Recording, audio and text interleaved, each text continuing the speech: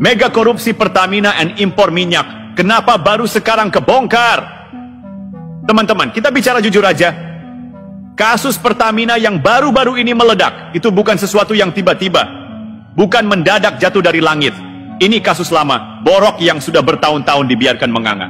Tapi, anehnya, kenapa baru sekarang mulai dibersihkan? Jangan kaget, sebelum kasus ini pecah, sudah ada orang-orang yang mendorong agar skandal macam begini nggak terjadi. Siapa mereka? Para Presiden Republik Indonesia dan Kejaksaan. Mari kita tarik ke belakang. Presiden Jokowi terang-terangan blak-blakan soal impor minyak. Dia bilang, kenapa kita doyan impor minyak? Kenapa sumur-sumur minyak kita dibiarkan? Kenapa kilang nggak dibangun?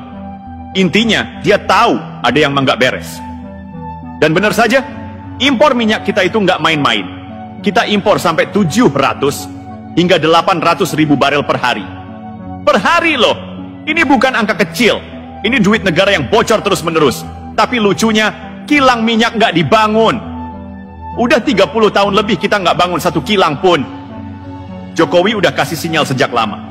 Dia paham mafia migas ini kuat. Tapi apa yang terjadi? Seperti biasa, ada perlawanan. Ada yang pasang badan. Ada yang main belakang. Jokowi diganggu terus. Ada kasus papa minta saham. Ada tekanan dari oligarki migas. Ada kepentingan yang berusaha mempertahankan sistem bobrok ini. Tapi ini yang menarik. Begitu Presiden Prabowo menjabat, apa yang terjadi? Boom! Satu persatu orang dalam Pertamina mulai diangkut. Kejaksaan gercep, para petinggi Pertamina, subholding, bos-bos besar. Satu persatu dijaring. Ini bukan main-main. Ini sudah sistematis.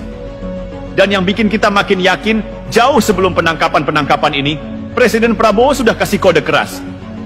Bersihkan! Kita harus benahi diri sebelum rakyat yang membersihkan kita. Lihat polanya teman-teman. Jokowi kasih sinyal, Prabowo eksekusi. Ini bukan kerja semalam. Ini bukan kebetulan. Ini keberlanjutan. Tapi, ya pasti ada yang nggak suka. Ada yang kepanasan. Ada yang tiba-tiba merasa jadi pahlawan kesiangan. Lihat aja, begitu kasus ini meledak, langsung ada yang ribut. Ada yang mulai melempar teori ini itu. Ada yang mendadak jadi komentator ulung.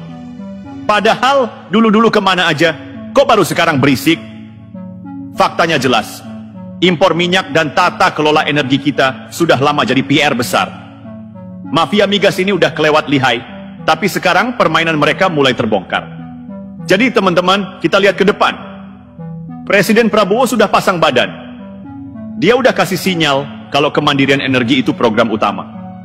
Artinya, ini bakal jalan terus. Ini bakal dibabat habis.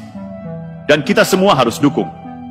Karena kalau energi kita masih dikontrol mafia, kalau kita masih tergantung impor, ya selamanya kita bakal dijajah secara ekonomi. Mau sampai kapan? Teman-teman, coba pikir baik-baik. Kenapa sih kita ini selalu jadi negara yang doyan impor, padahal kita punya sumber daya sendiri? Minyak ada, gas ada, tapi kok yang diuntungkan malah negara lain? Jawabannya jelas, ada yang menikmati. Bayangin, setiap hari kita impor 700 hingga 800 ribu barel minyak. Itu artinya duit triliunan rupiah keluar dari negeri ini. Lari ke siapa? Ya, ke negara-negara pengekspor minyak. Dan di dalam negeri, ada yang dapat komisi, ada yang dapat jatah, ada yang dapat bagian dari bisnis impor ini. Itulah sebabnya mereka nggak mau kilang kita dibangun. Itulah sebabnya sumur minyak kita dibiarkan. Karena kalau kita mandiri, kalau kita bisa produksi sendiri, kalau kita bisa olah sendiri, ya duitnya nggak mengalir ke kantong mereka lagi. Jokowi dulu sudah gerah sama ini. Berkali-kali dia ngomong, bangun kilang, tingkatkan lifting minyak, kurangi impor. Tapi apa yang terjadi? 30 tahun lebih kita nggak bangun satu kilang pun. Kenapa? Karena ada mafia yang lebih suka kita terus impor. Kenapa? Karena ada yang menikmati sistem ini. Tapi teman-teman, sekarang momentum berubah. Presiden Prabowo nggak basa-basi. Begitu dia duduk, langsung dia sikat. Makanya, lihat kejaksaan sekarang. Baru 3 bulan Prabowo menjabat, para bos Pertamina satu persatu ditangkap. Dan ini menarik. Prabowo bilang, bersihkan. Kita harus benahi diri sebelum rakyat yang membersihkan kita. Ini bukan sekadar omongan. Ini peringatan keras.